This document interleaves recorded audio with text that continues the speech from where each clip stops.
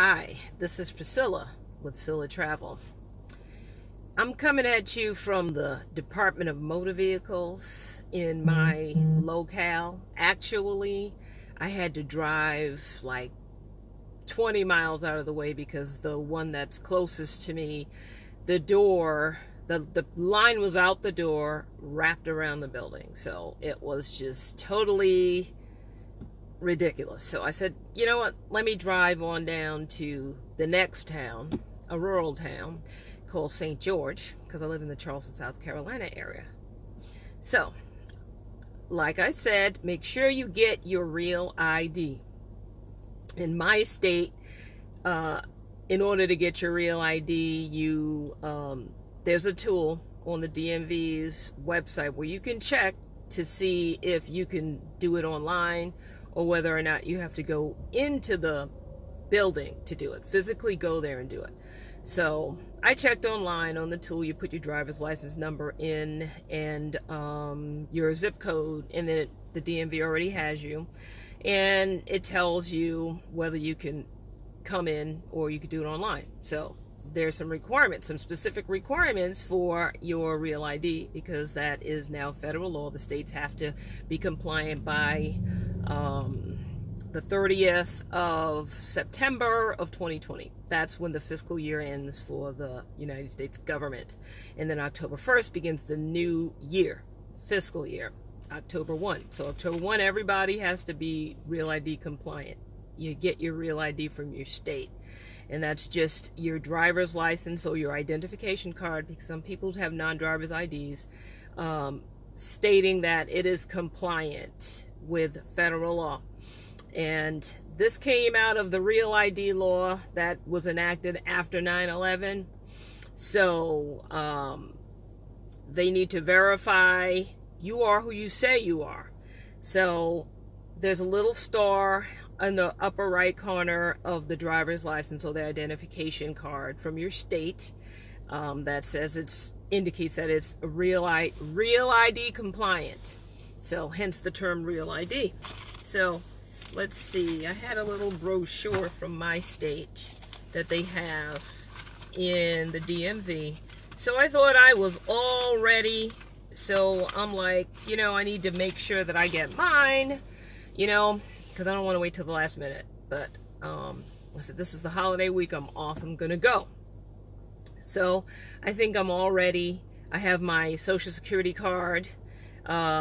If you're in the United States, you get a Social Security card.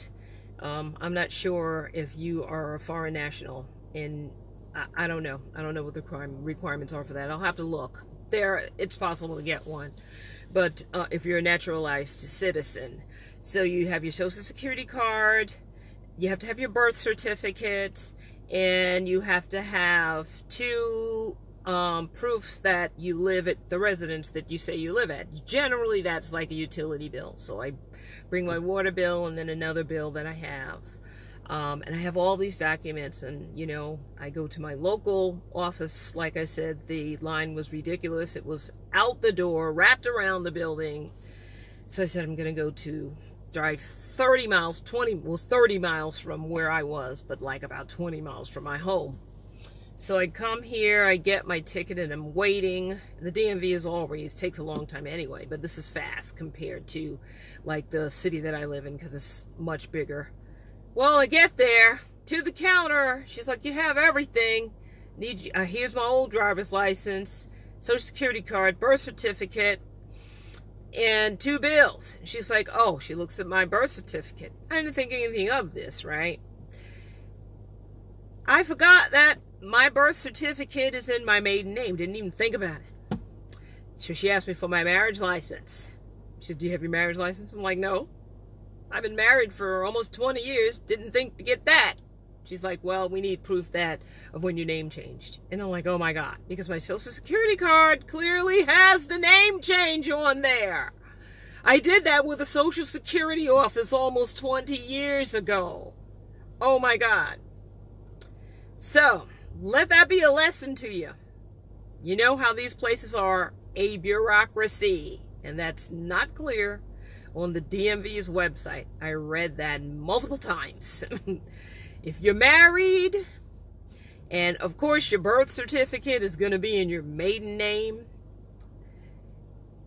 Make sure you have a copy of your marriage license as well when you go. So this is Priscilla Holmes from Scylla Travel. I'm on my way back home. I won't be coming back today, but when I do come back, once I find my marriage license, it's in my filing cabinet somewhere. I know I have it. I hope I don't have to drive another 20-something miles to the town, the little bitty one-horse town that I got married in, and go to the clerk of court and get a copy of that. I hope to God that I have that in my in my filing cabinet. So that's the saga of the Real ID. So let that be a tip for those of you who are married. And ladies, if you're married and you bring your birth certificate, and you, of course it's not going to be the same name. It could be if you married somebody who's got the same last name, but more than likely not. Make sure you bring a copy of your marriage license. This is Priscilla with Scylla Travel, and I'm tuning out. I'm a little stressed out, but I'm not going to be too stressed. I'm going to go find some Java somewhere, some flavored Java, so I can unwind. This is Priscilla with Scylla Travel. Check it out. Have a great day.